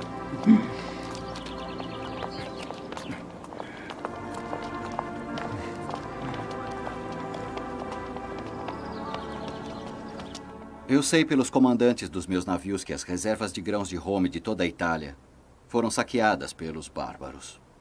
A penúria é grande e, como sempre, são os pobres que sofrem primeiro. E você quer ajudá-los? Eu queria enviar a Roma alguns carregamentos de trigo. Suas intenções são louváveis.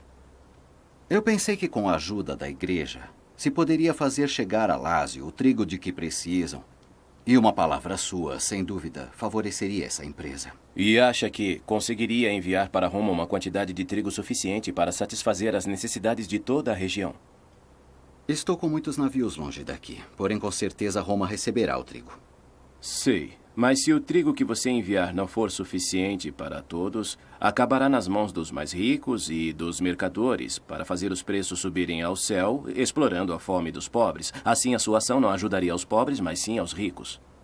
Ora, os mercadores estão a serviço de todos, de quem pode comprar. E, aliás, garantem aos seus fornecedores, a nós, um justo e honesto lucro. E realmente acha que eu quero me associar com essa sua especulação? O dinheiro ganho seria útil para tirar da miséria os órfãos e pobres dessa cidade. Às custas do sofrimento de outros? Nunca mais me proponho injustiças como essa.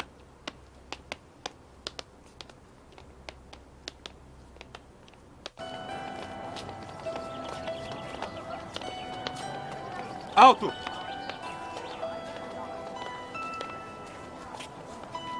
Somos fugitivos. Viemos de Roma. Fugimos depois da invasão dos bárbaros. Estamos pedindo asilo. Vocês têm parentes ou amigos aqui? Não, ninguém. E quem pode dar hospitalidade? Ora, nós temos dinheiro. Temos joias. Bem, nesse caso vocês podem passar. Eu conheço uma hospedaria onde se come muito bem. Posso lhes mostrar o caminho. Vamos? Sim, vamos.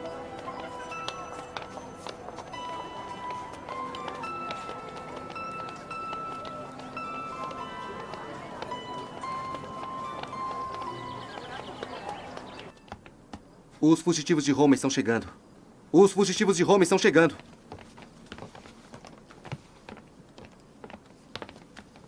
Essa é a hospedaria? Sim. Bem, pelo menos vamos nos recuperar. Vamos? Por aqui.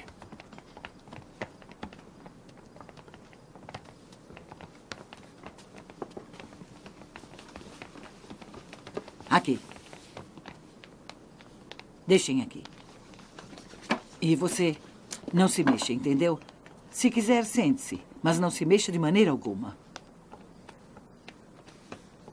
Querem alguma coisa? Sim, algo para beber. Traga vinho. Agora conte-nos, o que aconteceu? Começou com um assédio. Depois a fome, a carestia. Depois a peste caiu sobre nós. Nas ruas, os cadáveres se acumulavam, contaminando a cidade com um mau cheiro. Em um dia de bom tempo, as chamas subiram até o céu, perto da Porta Salária. E toda a cidade ficou em pânico.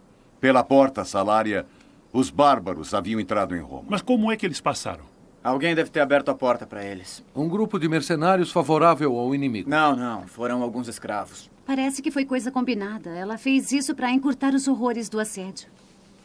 A viúva de Probo, uma romana, não é possível. Ela não faria isso. Quando ela ficou viúva, destinou a sua vila no princípio às virgens Mas para o que é protegê-las, isso? coitadas. Vocês não devem dar ouvidos a ela. Aos homens não se deve dar ouvidos. Essas mulheres se vestem como homens e acham que sabem tudo como nós homens. Por quê? Não pensamos como vocês? Com nossas virtudes não contribuímos para a grandeza de Roma? Sim, mas eu queria dizer. Quem é? É minha esposa.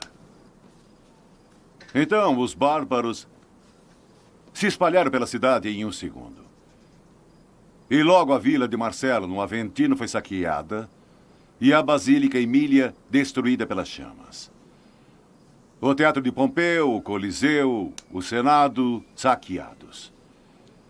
Em uma estrada tranquila, me escondi com minha família em uma igreja, com a esperança que os bárbaros cristãos poupassem pelo menos seus templos de fé. Graças aos deuses, não me enganei. Talvez eles tenham poupado as pessoas, mas é certo que roubaram o tabernáculo de prata da Basílica do Latrão. Talvez seja assim. Mas esses bárbaros não são assim tão terríveis. O único desejo deles é fazer parte do Império. Invadir a cidade, é verdade.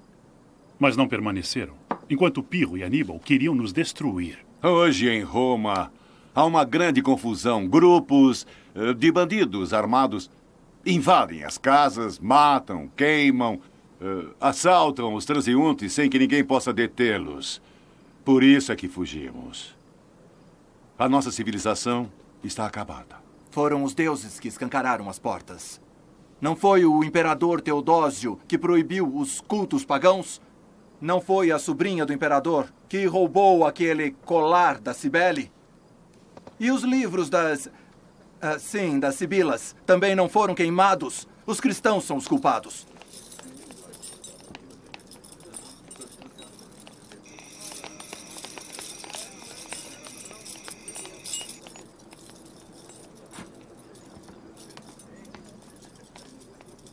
Quem são esses prisioneiros? Eles são donatistas, condenados pelo vigário imperial. O imperador, como bom cristão, premiará o vigário Marcelino. Mas quem salvará Roma?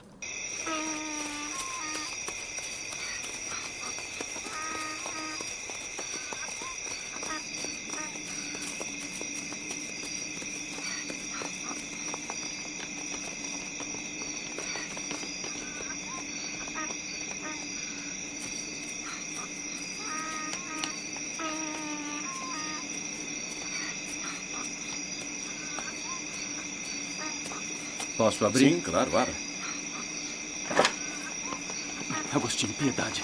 Quem são vocês? Quem reduziu vocês a isso? Estamos fugindo há semanas. Pulamos os muros da cidade para chegar até aqui. Somos donatistas. Os soldados romanos, mercenários arianos, nos alcançaram durante a fuga. E só poucos de nós conseguiram escapar da morte. Mas eu o conheço. Eu também o conheço, Agostinho. Eu sou o Bispo Celeste.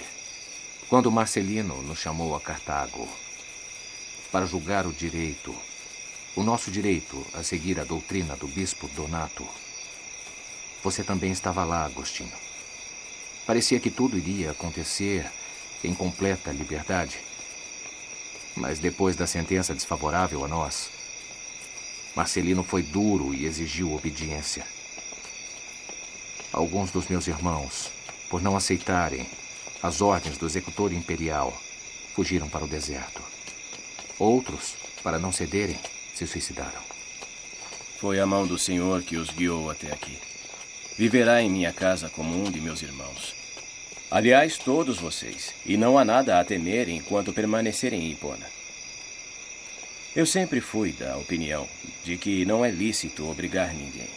Eu sempre achei justo agir exclusivamente com as palavras e lutar somente com as argumentações, prevalecer com os meios da razão, para não ter no lugar de heréticos sinceros cristãos hipócritas. Mas essa minha opinião foi refutada. Muitos cristãos adotaram opiniões contrárias, e eu próprio acreditei que a autoridade e a imposição pudessem empurrar os incertos e aplacar os facínoras. Mas tudo o que é violência e tudo o que pode derramar sangue deve ficar longe de nós. Não é assim que devemos viver a caridade de Cristo. É a mão do Senhor que os conduziu até aqui. Venham.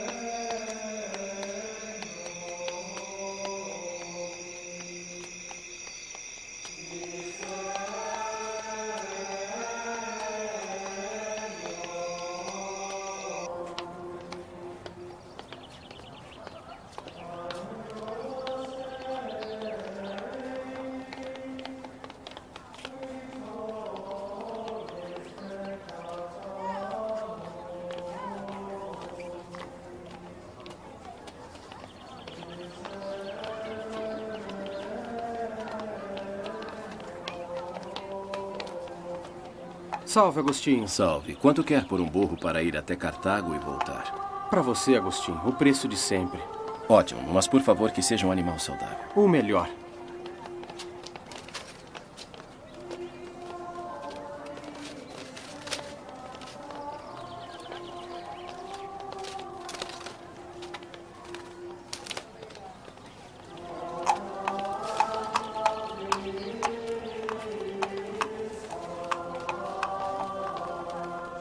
Venho de Hipona para informar que os donatistas vieram me pedir refúgio. E agora venho até você para pedir que dê uma prova de clemência em favor deles. Os donatistas devem obedecer e voltar à unidade da igreja, como foi estabelecido com a minha sentença aprovada pelo imperador. Eu sou um magistrado do império e cristão. O meu dever de homem de Estado é de punir os rebeldes e defender o Estado. O meu dever de batizado, muito pelo contrário, seria perdoar e devolver o bem pelo mal. Mas é possível conciliar o dia com a noite? E como sobreviveria o Estado se aqueles que o servem agissem como cristãos, se os juízes devolvessem o bem pelo mal aos ladrões, se os generais oferecessem como presente aos saqueadores de uma província romana uma outra província? A lei cristã não proíbe a um Estado de se defender se a sua defesa é legítima, se for para proteger os bens comuns. Quanto ao perdão das ofensas, se isso escandaliza os homens da nossa corrupta sociedade, é porque esqueceram o exemplo dos antigos romanos. Eles preferiam o perdão à vingança. Cícero dizia de César, e com certeza para louvá-lo, ele não esquece nada, com exceção das ofensas que recebeu. Eu digo que se todos os homens públicos praticassem a misericórdia, dariam ao Estado mais força do que já deram na história todos os heróis do povo romano. Salústio dizia: o Estado é uma comunidade de cidadãos que estão unidos pelo vínculo da concórdia.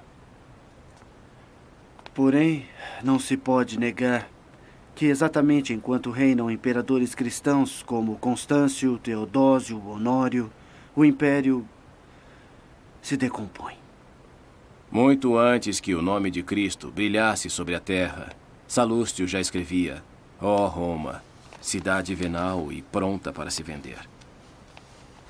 Aqueles que afirmam que a doutrina cristã é inimiga do Estado, que nos deem maridos, esposas, servidores, filhos, genitores, reis, juízes, contribuintes e cobradores segundo essa doutrina cristã.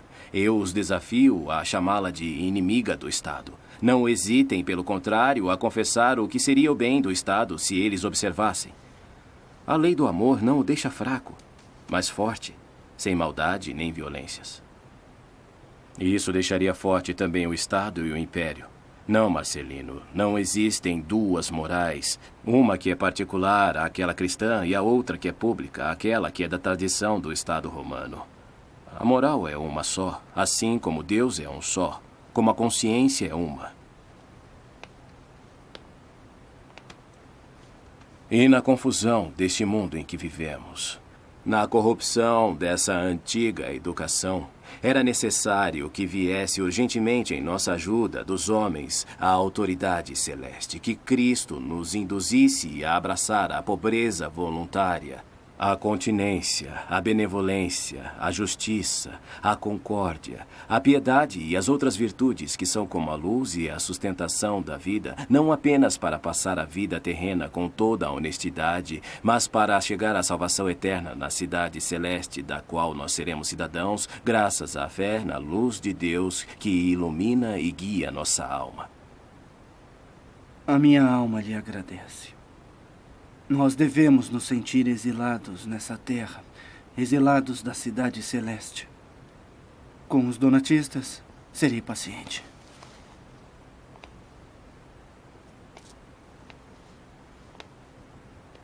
Escreverei sobre o que lhe falei, de forma que todos os que leiam também se sintam exilados.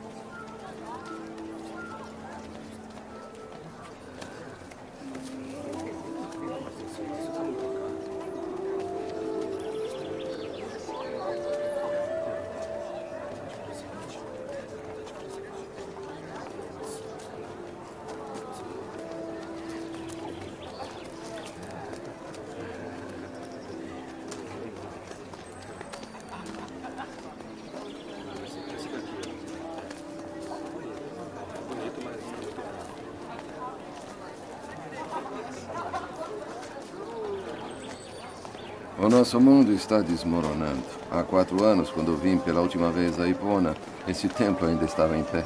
Hoje está em ruínas. Você conhece muito bem o tribuno Marcelino. Você é amigo dele. E o que tem? Eu recebi notícias de Cartago que ele acabou de ser preso. Mas isso é impossível. O Tribunal de Ravenna nomeou um novo comissário imperial, o Conde Marino. Assim que ele chegou, mandou prender Marcelino. Com que pretexto? A acusação é de ter participado da rebelião do Conde Heracliano e ter assim conspirado contra o Império. Isso é uma mentira. Marino deve ter provas. Ele não pode ter, porque Marcelino é inocente. Eu vim para lhe dizer que conheço Marino. Se quiser, posso ir até Cartago pedir a graça para o prisioneiro. Desta vez eu agradeço, Ciríaco. Eu irei até Cartago e toda a Igreja da África defenderá a inocência de Marcelino. Marino será obrigado a me ouvir. Estou me aprontando. Você conhece todas as estradas da Numídia. Não é mais jovem, mas continua a viajar. Ah, você sempre me seguiu, Severo. Como nós poderíamos nos recusar a ir onde somos chamados? Não possuímos nada que não tenhamos recebido, e o que recebemos, nós temos que doar. Você acha que o Conde Marino lhe dará ouvidos? Realmente, eu não sei. Mas Deus já sabe o que Marino irá fazer. Para Deus, tudo o que será, realmente já aconteceu. Marino, porém, poderá escolher entre a verdade e o amor, ou a calúnia e a obscuridade do mal.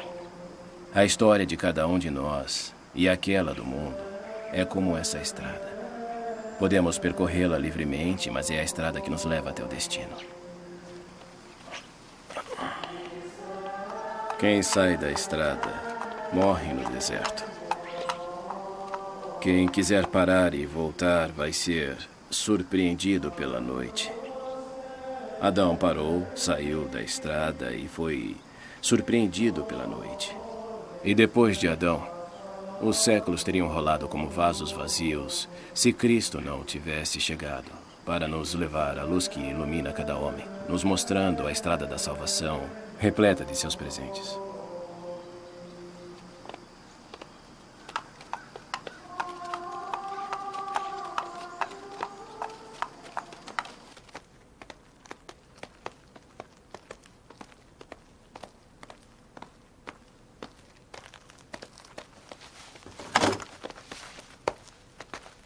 Vá, está aqui.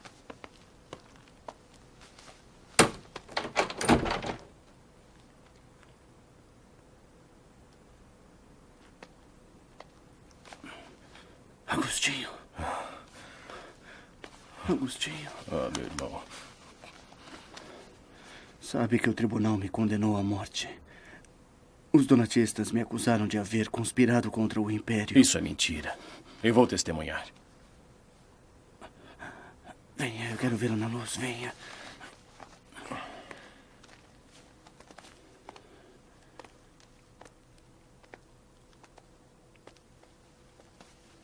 Agostinho. Agostinho. Uma vez, você disse que devemos descobrir sozinhos onde está a nossa escravidão e onde está a nossa libertação. A minha escravidão está no poder terreno. A minha libertação está na morte que Deus escolheu para mim. Não se oponha à decisão de Marino. Sou um bispo e devo defender os filhos da minha igreja. Pedirei a graça para você. E se não a obtiver? Eu a obterei. Mas, no entanto, me diga, Marcelino, o que você responderia ao juiz eterno ao prestar contas de sua vida? Sabe, nesses dias eu andei pensando muito nisso. E descobriu em sua vida algum pecado pelo qual queira oferecer em penitência a Deus antes de estar diante da justiça dele? Eu agradeço pelo que você me pede, mas eu por toda a minha vida busquei a justiça. Eu tenho detestado a iniquidade. Que Deus o abençoe, Marcelino. É muito ruim, Agostinho, que eu espere que Marino lhe negue a graça. Reze para que seja feita a vontade de Deus. O conde da África Heracliano não teria fomentado a rebelião contra Roma sem ter alguma conivência aqui em Cartago.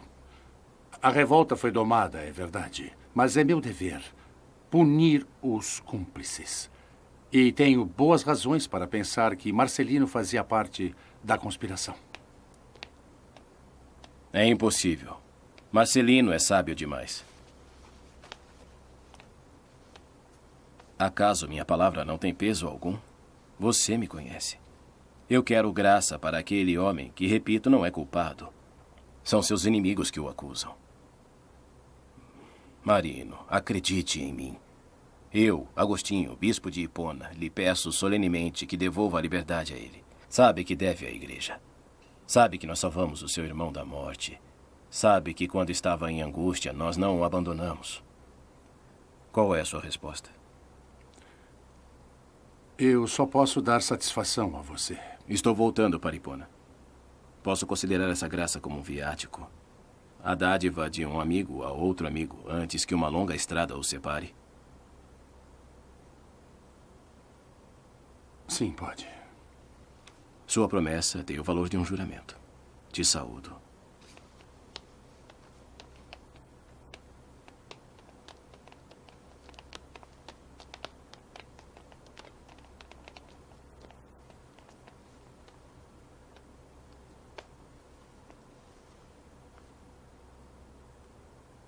Marcelino tem fortes ligações com a igreja africana. E é um prisioneiro que incomoda demais.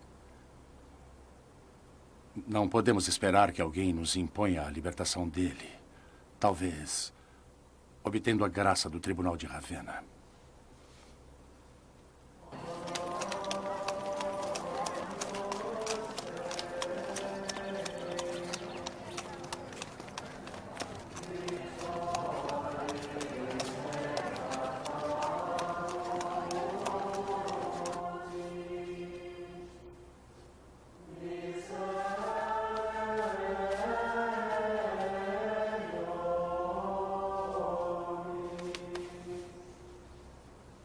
Ele foi atacado com os nossos delitos, esmagado pelas nossas iniquidades.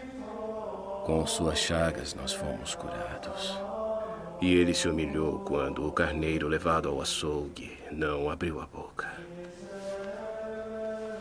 Quando a ovelha foi levada à frente aos acusadores, não abriu a boca. Foi levado da terra dos vivos e, pela iniquidade de seu povo, foi golpeado até a morte.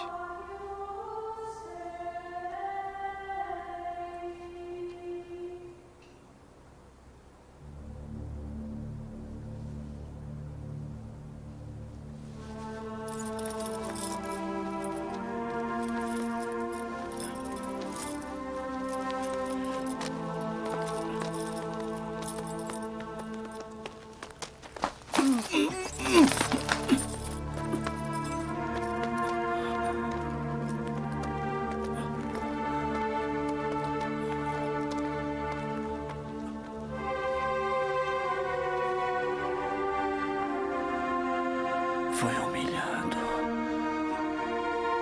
Não abriu a boca. Como um carneiro levado ao açougue. Faça com que eu busque, ó Senhor, o seu rosto. Dê-me a força de buscá-lo. Tu que a cada dia mais me deu a esperança de encontrá-lo.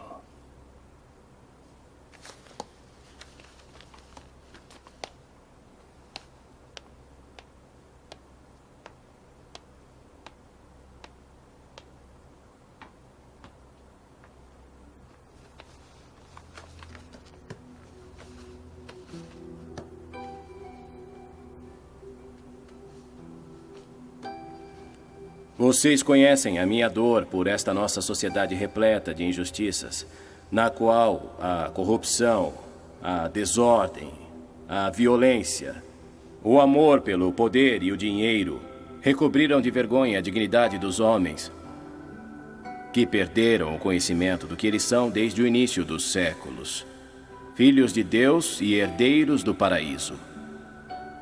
Os sofrimentos desta vida, como disse São Paulo, não são comparáveis com a glória que um dia deverá tomar conta de nós.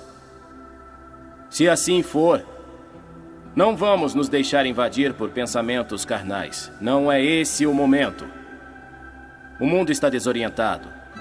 O velho arrasado. A nossa carne é humilhada para que a esperança viva e resplandeça. Quando os pagãos nos disseram Roma caiu por causa de sua fé, nós respondemos que a doutrina de Cristo não nos foi dada para guardar os bens da terra, mas para reformar a nossa vida e nos levar até os bens invisíveis. Os reinos, os poderes e tudo que me diz respeito são na realidade como rios depois da chuva. Nascem, crescem e se perdem no mar. Na realidade, não passam de um ligeiro murmúrio entre dois silêncios. E enquanto o mundo agitado desmorona, Cristo nos diz: por que se perturbar? Eu havia previsto tudo isso. Se surpreendem que o mundo pereça? É como se surpreender que o homem envelheça. O mundo é como o homem. Ele nasce, cresce e envelhece. Que a fé de vocês, então, acorde, porque Cristo veio ao mundo para recriá-los, enquanto tudo está desmoronando. E não se recusem a rejuvenescer em Cristo. A natureza, viciada pelo pecado, dá à luz aos cidadãos da cidade terrena. A graça, que libera a natureza do pecado, dá à luz aos cidadãos da cidade de Deus. Os primeiros, descendentes de Caim, envelhecem como os bens da terra aos quais eles foram ligados. Os segundos, descendentes de Abel, são regenerados de idade em idade para que vivam na esperança de uma pátria celeste. E assim é que dois amores geram duas cidades. O amor de Deus gera Jerusalém. O amor por este mundo gera a Babilônia. Que cada um de vocês se pergunte o que ama e descobrirá de qual cidade é cidadão. Se descobrir que é cidadão da Babilônia, que arranque do seu coração a ganância. Se tiver a sorte de descobrir-se cidadão de Jerusalém, aceite a sua escravidão e aguarde a sua próxima libertação.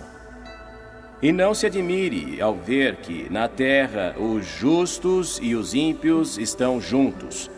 Eles são da mesma forma como na oliveira que cresce tanto o que se joga como aquilo que fica, tanto o que se ama como aquilo que se desagrada.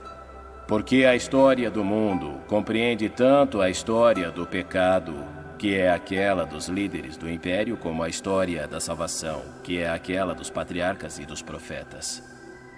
Logo chegará o dia em que os malvados deixarão suas riquezas como em um sonho.